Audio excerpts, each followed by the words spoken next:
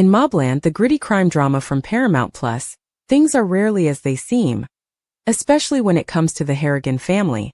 The twisted relationship between Helen Mirren's Maeve Harrigan and her grandson Eddie, played by Anson Boone, is one of the most puzzling and uncomfortable dynamics in the entire series.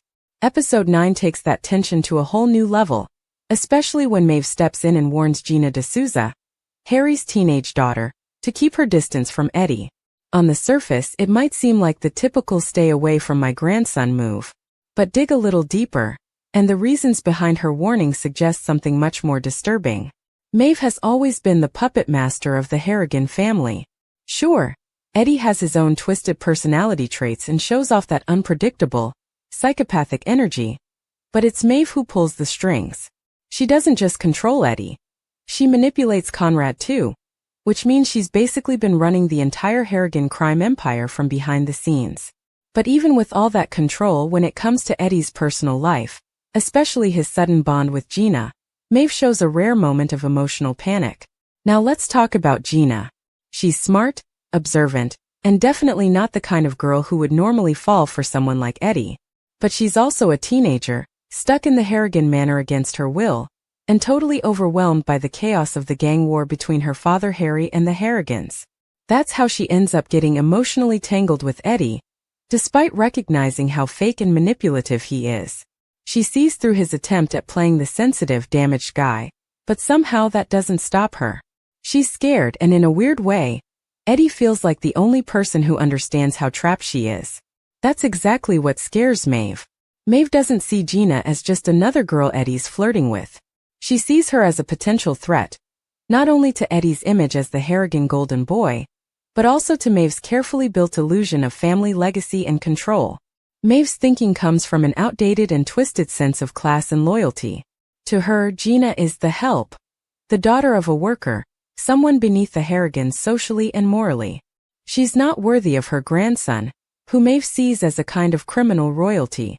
She spent years building up the myth of Eddie as someone destined for greatness, and Gina doesn't fit into that fantasy. But that's not the only reason Maeve wants Gina gone.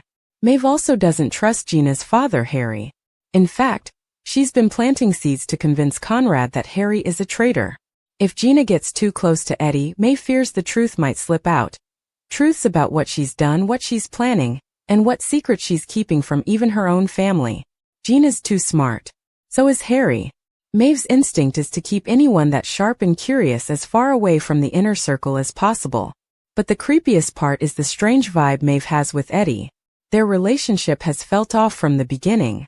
Like that time she casually pulled cocaine out of her bra to share with him.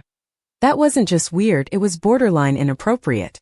It suggested a level of closeness that no grandmother should ever have with her grandson.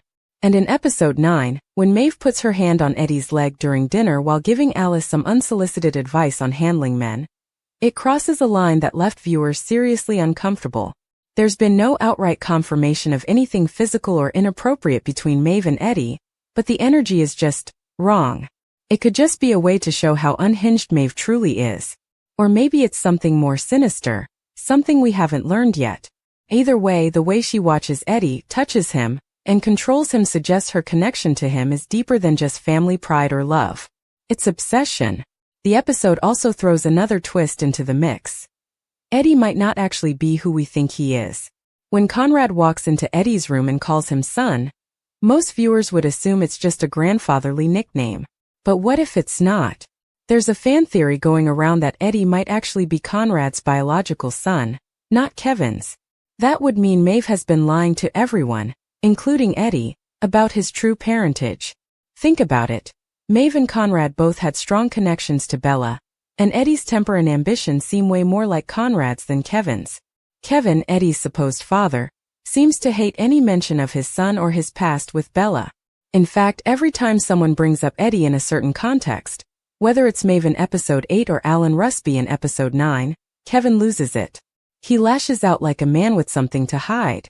Maybe he knows Eddie isn't really his son, and that he's been forced to raise Conrad's child as his own all these years. That would explain why he's so angry and ashamed whenever the subject comes up. If Eddie really is Conrad's son, then Maeve's possessiveness makes a bit more sense. She might be using him as a pawn to get back at Conrad, or even trying to destroy him from the inside.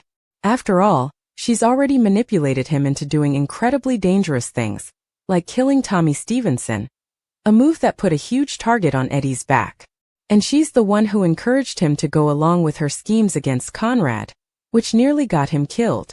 But in episode 9, Eddie seems to hit his breaking point. In a quiet moment, he asks the family dog, "Who's got it worse, you or me?" It's a powerful scene that says so much without any exposition. Eddie feels trapped. Trapped by Maeve, by his family legacy, and by his own twisted identity. When Conrad finally confronts him, Eddie spills the truth about Maeve's scheming. Why? Because fear beats loyalty. Maeve may have protected him in the past, but Eddie knows what Conrad is capable of. He grew up hearing horror stories about 100 guns Harrigan. He knows that when Conrad demands answers, you give them, no matter who you have to betray. This betrayal suggests something else. Maybe Eddie is finally starting to see through Maeve. Maybe he's realizing that she's not just a twisted, overprotective grandma. She's been setting him up from day one. If Maeve really saw Eddie as her precious grandson, she wouldn't have thrown him into the lion's den like this. She wouldn't have encouraged him to commit crimes that paint a giant target on his back. She wouldn't have manipulated him into a war he can't win. Maybe she's been building him up only to break him down, and Gina, smart and sensitive as she is, could have seen it all coming. That's why Maeve had to push her away. Gina represented truth, clarity, and a sense of morality that Maeve couldn't allow anywhere near Eddie. With her in his ear, Eddie might have started asking questions Maeve didn't want answered. So she cut it off. That's what makes Maeve so terrifying. Her love is never just love. It's manipulation wrapped in care. And that makes her one of the most dangerous people in MobLand. The show has been steadily building this tangled web of lies, power struggles, and twisted loyalties, and episode 9 pulled back the curtain just enough to show how sick and deeply broken some of these relationships really are. Maeve and Eddie's connection is still shrouded in mystery, but what's become clear is that Maeve isn't protecting Eddie. She's playing him like a chess piece. And if Gina hadn't gotten out when she did, she might have been used the exact same way. As we head toward the final episodes of the season, one thing is obvious. The truth about Eddie's past, his parentage, and his future in the Harrigan Empire is going to blow up. And when it does, Maeve might finally lose control for real this time.